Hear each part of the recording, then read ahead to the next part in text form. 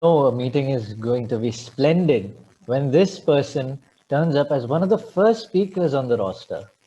A distinguished Toastmaster and a veteran speaker, his presence needs no icebreaker, for when he speaks, the ice parts way for him by itself.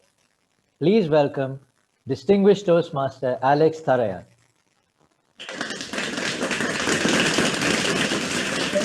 Thank you very much for the intro. Indeed, winter's coming. It's surely cold, and Hamira, it is very cold, and even in the summers in Dubai can be cold if you put your air conditioning strong enough, which generally happens in the office and where you work and so forth. I'm here to give you a short session tutorial, they say, under this speakers series that we have in Toastmasters. But more than that, I'd like to just share my thoughts about how to organize a speech, how to structure a speech. And this is what I've sort of learned in Toastmasters, as well as outside Toastmasters, as well as listening to speakers, not only here in TED Talks, as well as just speakers in the office and family gatherings and so forth. A structure, the importance of having a structure in place and organize your speech. Mandy, you're going away, so I'd like to say bye to you right now. And the book looks lovely, and I'm sure it's organized and structured beautifully. The illustrations are so enticing. So congratulations on your journey forward and all the very best. So let me share my screen. Here we go. There we are. So I need to show the slideshow.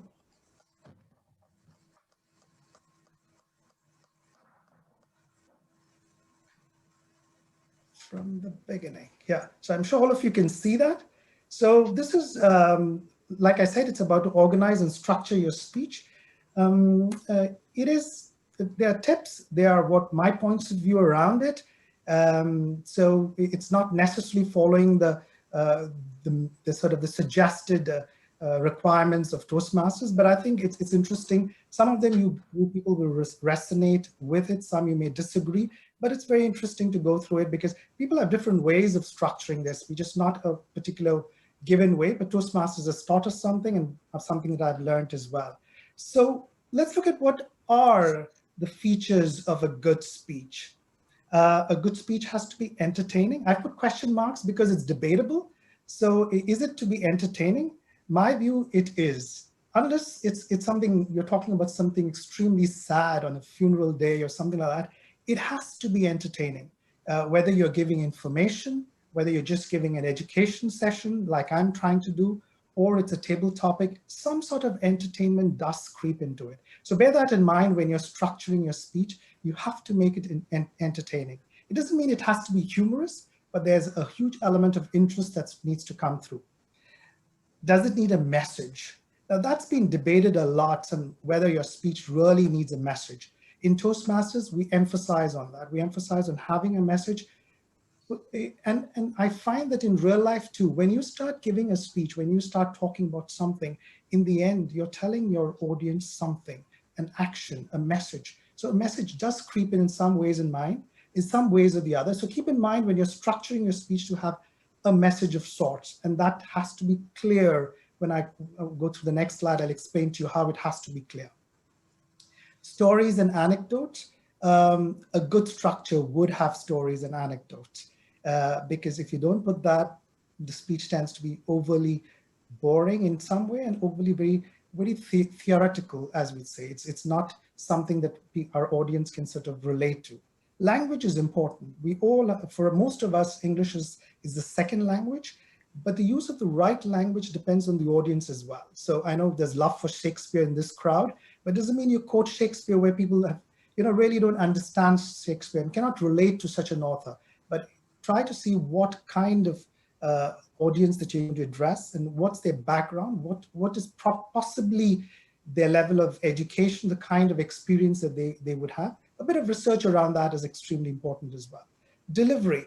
I feel delivery is overrated because, and Toastmasters sort of brings that as in a very emphatic way that we must deliver with passion, with a lot of body language, with voice modulation. But I think a good speech needs content more importantly to bring about, the message to the people. So as an example, I remember many years ago in my childhood when Satyajit Ray was giving, there's a great Indian filmmaker, and he was asked to give a speech about his filmmaking. And all he did was stand on the stage, or rather sit on the stage and read out from sheaves and sheaves of paper of his experience as a filmmaker. And what came about was that the fact that his content was so superb and people were hooked onto his speech, he did not have to bring about actions or voice modulation of any sorts. So content becomes very important when we are structuring our speech. And I would say delivery is secondary. So structure or organization, what role does it play? I think it's pretty underrated. We don't give that much importance to structure, but our brains love structure. And preparation is extremely important for that, to arrive at that correct structure. Mark Twain, the American humorist and writer, said, if I've got to give a 2-hour lecture, I probably could start right away. But if I have to give a 5-minute speech, I have to prepare for 2 weeks at least. And all speeches in Toastmasters is 5 to 7 minutes, 8 minutes, 10 minutes, and so forth. So there's a huge requirement to prepare your speech well in advance. So a good speech is a well-prepared speech. You need to organize that. It is underrated, like I said, and there's a great need to ensure that we spend time and energy doing that. This is the mantra from Toastmasters. I learned it from the day I entered the Emirates Toastmasters Club meeting, that every speech has to have an opening, a body, and a closing. And as you build up the crescendo towards it, it has to be strong, stronger, and strongest. Invariably, speakers, including myself, we tend to sort of reduce, the emphasis on the body, or we tend to sort of give a lot of emphasis in the beginning and the end, but the body sort of drifts away, and that could result in audience not being sort of interested in our speech. So it's very important that the crescendo is built when you're structuring your speech itself. And watch out, one of the main thing is how you transition from one point to another. It's not easy. It has to be properly thought of. So if you've got one point and you want to go to the next point, there should be a relation between the two of them before you arrive at the next point. Otherwise, it looks pretty out of place. So look at the opening. Let's look at the opening. So every speech, every prepared speech, again, just to quote Mr. Twain itself, writes it, there is no real impromptu speech, and the best impromptu speech is a prepared one. So every speech has to be prepared in one way or the other. So an opening, what you say to the audience to get interested. The usual things are, you take a quote, you'd have a brief story, you have an objective, you have a problem, you put it across to them. And it has to be exciting. I know people enter the room and say Bond, James Bond, and that's a pretty good opening, but it doesn't apply to all of us here. So perhaps we have got to think of a better opening to that. The closing. Now, I just come to the closing immediately, and I'll talk about the body and transitions thereafter. But the closing is just as important. You have to refer to your opening in some way, because if you've got a problem or a brief story, bring it back into the closing. Think of a message. By then, your message would be honed in as part of your body, but the message has to come through with a conclusion, with some kind of a call to action in your structure. You have to put that. So don't leave the audience kind of in the air by saying that you've said this is the problem and what do we do next, and what are you trying to tell the audience to do next, or what is your feel about that problem. The in between, the transitions of bodies, I suggest that you make them into paragraphs. So one point, the next paragraph, and then the next paragraph. You can't have too many points, one main point and a few sub-points, and you lead to the summary. A lot of theorists have said you structure it in different ways. One of the ways is pros and cons. So if you've got a problem, the pros are these, the cons are these. Some ways to structure it chronologically, how events took place, the day you were born. Maybe we'll hear it from the icebreaker to the current present. So there's a chronological order, or it could be logical. So there's cause and effect and so forth. So this is very theory. There's past, present, and future. Your speech could go between the past and come back to the present and go to the future and back to the past as well. So, I celebrated 25 years of my marriage, and Nikhil was kind enough to sort of congratulate me in the previous meeting. Thanks for that, Nikhil. And my wife's family is pretty huge, and they asked me for a speech over Zoom, and that was pretty nerve-wracking for me because it was a 5 to 7 minute speech, and I had to have a strong opening, a strong closing, and a body, and it surely had to gush with my praises for my wife and how our marriage has been successful, and things like that. So here I was, stuck in, sort of in a quandary, as one would say, and I did prepare that speech, and maybe I thought of an opening in the beginning, like marriages are made in heaven, but that's pretty obvious. Aren't they all made in heaven? So I analyzed what was hot in, what I really felt about the marriage, which was, is it a marriage of equals? So, because that's pure companionship, whether Sarah and I had the equal say in whatever we did in our love and in our companionship. So I titled it A Marriage of Equals and question mark.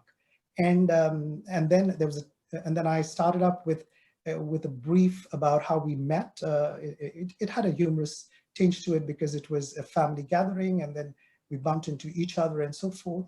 And then during the transitions, I gave anecdotes about our lives. I went in the past where we met. I went in the present where we are in COVID together. I've never spent so much time with my wife before. And then we sort of, I went into areas where we brought up our son, and then the issue, the kind of challenges we had, and at times she proved to be a better leader than me, and at times I proved to be a better leader. So these anecdotes were brought about very interestingly, I thought, in my opinion, but I pushed the speech towards a conclusion from the middle of the speech onwards, that it is indeed a marriage of equals, but we may not be equal at the same time. And so the whole speech had a message in the end. Not that I could preach, but after 25 years, I think I'm entitled to a little bit of that preaching, so that, there was a message at the end. But in the process, I got her family to realize how we had this relationship of different levels, and we brought it to the common level, and with self-deprecating humor. And that's one of the things of a good speech structure, to put in humor, which is self-deprecating rather than making fun of someone else in the process. So interestingly, I follow the Toastmasters, theory of having a strong opening, a strong closing, and in between. So that's an example I wanted to share after 25 years.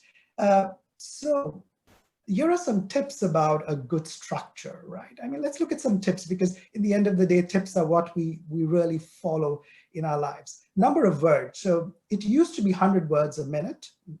Well, I was taught by seniors, Ramnath, Shobha, whoever it is. I mean, all the powers that be. And then, but it varies now. In COVID, for example, when you're talking on the screen, 100 words a minute may sound a bit slow, and it is very difficult to keep people's attention on.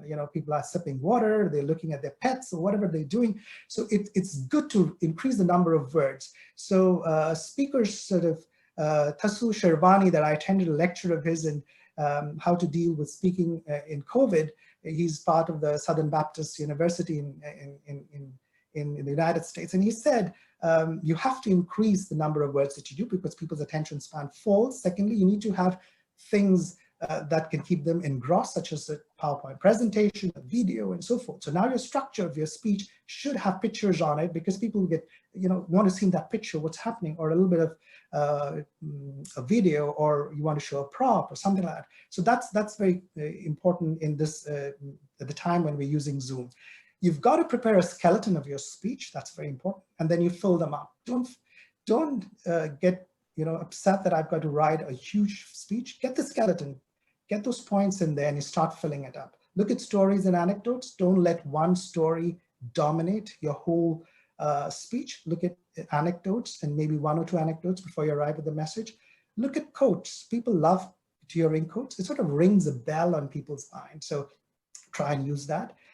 Use of language. Short sentences are very useful. The longer the sentence, you've lost the audience for sure. So short, sweet sentences. People love these sentences to remember, because they're easy to remember. Point of three is one other way to remember. Know your audience. I said that. Use a prop. Right now, it's important to use a prop because as in your structure, put it in, and when you will use the prop, because people remember whether you opened an umbrella or you showed a picture of a loved one, or you brought your cat onto the screen, so they will remember that. So that's for sure. Research, if it's a topic that requires research, do that. I mean, get your facts correct. Important to modulate your voice because that's the only way that you can get a lot of attention on screen right now. Have pauses in your structure. Get to the point. Very difficult. A lot of people meander around and don't get to the point. Get exactly what you wanted. So your message should be within 5 to 10 words. If you can't have your message there in 5 to 10 words, you would sort of be giving a good speech without really a good message takeaway. So bear that in mind and walk the talk. This is very difficult. You can't give a speech which you do not believe in. I've heard motivational speakers who say, oh, we'll change the world, we'll do this, blah, blah. If you don't believe it, your audience will see through it. So whatever you're talking has to be your experience, your feelings from the inner heart, from your heart. That has to come in. Okay, so there are different speech types. Just to look at it, they could be inspirational, persuasive, entertaining, your toast roast after dinner, your humorous speeches, informing, educational speeches, and sales speeches. We're doing it all the time. We want to win more work in this time, so everybody's doing it. But all of them will have the same structure if you want a decent speech of 5 to 7 minutes. Opening, strong closing, get your body in place, what you want to say in points and subpoints, get a clear message, because before you start your speech, you've got to know what you're going to tell them, then you tell them, and finally repeat and tell them this is what you told them. Thank you for this. Over to you, Nicole. Oh, sorry. Over to you, Toastmaster of the day.